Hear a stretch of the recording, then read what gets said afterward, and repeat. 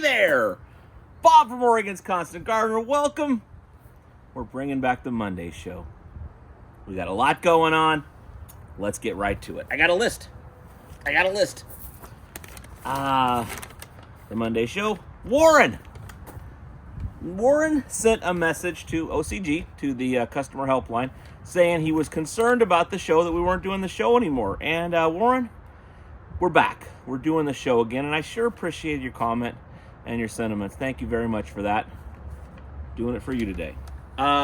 B-Man had a comment on the comments that I think I can address now and later. He said he wanted a brix demo, wanted to know about actually doing the brix of the leaves to see what's going on there. And I could not find a video in the past that showed Scott actually doing a brix demo. I thought there was one where he did it, but I guess not. So what I've got today for you is I'm going to show you a video talking about the brix thing that you may find helpful, and I'm going to call Scott today and see. I know it's Tuesday. We're still doing it the Monday show. I'm going to call Scott and see if we can't get out there and have him show us how to do a brix test, like the actual, clickety-click of it, so you can get some feel for that. So let me show you this video, and then I'm going to talk to you after. And I'll do brix testing. And I just opened a can of worm on that. Yeah. Well, we'll get through it. Questions on that one. Yeah. But it's like I will take one branch, I'll feed it a nitrogen source. I'll take one branch, I'll feed it a phosphorus source. I'll take one branch, I'll feed it a magnesium source. I'll go back and I'll brix those leaves to find out how that plant responded to those foliar feeds, and then I'll create a foliar recipe from that. When I go in the doctor, he does a blood test every year, and then he's like, "You're fine." But one day he'll say, "You got to cut out this or you got to cut out that because you're doing this." Yeah. It's kind of that, except the opposite with plants, where we give them something instead of cutting something out. The plant's so responsive, and it shows you through how it produces internal sugars. So if your foliar feed and your brix is 2 and it goes up to 4.5 after 20 minutes after foliar feeding, the plant's like, "Whoa, that was great. Why don't you give us more of that? Because look at the energy it gave us." Now, if you do that same foliar feed and the brix starts at 2, you do it again and it goes to 1, it said, no, not my thing. Tons of that in here. No more of that, please. Or if it got 10 times the result. Like if you start at 2 and it goes to 20, it hated it. It was like, oh, now we're just trying to repair the situation you just did. Yeah. So brix testing really gives you a sense of the plant's need or lacking of something it needs. And it's just learning how to understand the juice. So let me ask you about brix testing then. I mean, we can get into it big time, but if I go buy a meter and I follow the instructions, will I get a decent idea of a result? Or, I mean, is it complicated? Well, can I begin with it? You can, and there are a ton of videos online that you can just walk through. And the key is it's getting, it's understanding how to read it's hard to... Well, I was in a class to rebuild engines, and they had the micrometer, and I could not get the same reading twice ever. Right. And some people they had the feel for it.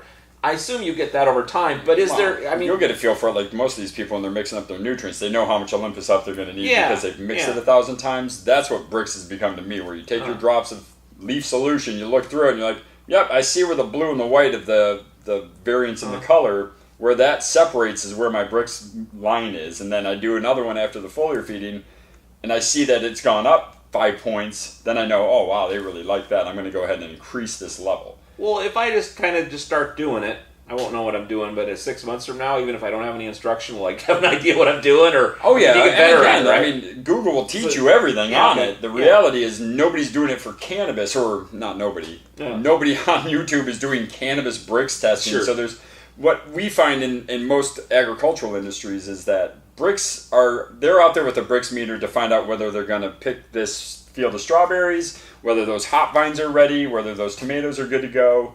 It's a harvest I know tool. A strawberry farm here, Rojo Farms.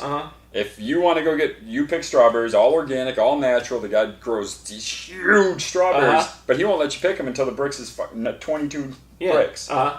Outside of that, they're just big red berries, and they don't have any flavor. So he goes out and he'll literally brix his fields and tell you when to go pick. Wow. And it's amazing. And I'll tell you what, he has lines for people to go pick his strawberries because he's only allowing you to buy the sweetest of his berries and not that whole beautiful row of tasteless red berries. Yeah. So brix there's no, when you get your brix meter and you open it up, it'll say broccoli, asparagus, all the crops. It does not say weed. So there's no weed, a lot of them will be, this is your harvest brix. This is what you're looking for.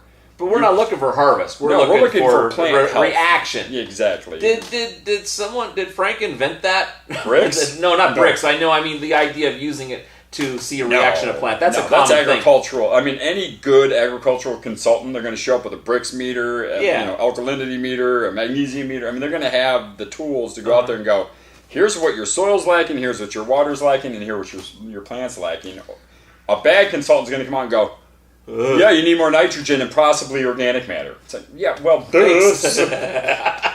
Thank you for your great insight. I'm glad I paid you $1,000 an hour to come out here and tell me that. And the underground nature of the crop we're usually talking about doesn't have that science behind it. Well, but that's it. Now there is, but there are all a bunch of potato farmers coming out of the university level going, hey, well, we really know a lot about potatoes, so what you need here is more organic matter and some phosphorus. And it's like, well, that's great, but you know what? The rest of us have been doing this for 28 years, and we've realized that your nitrogen and phosphorus and your potassium are great if we're growing potatoes, and we're not. So it's a tough world we're in right now for the folks growing the tomatoes.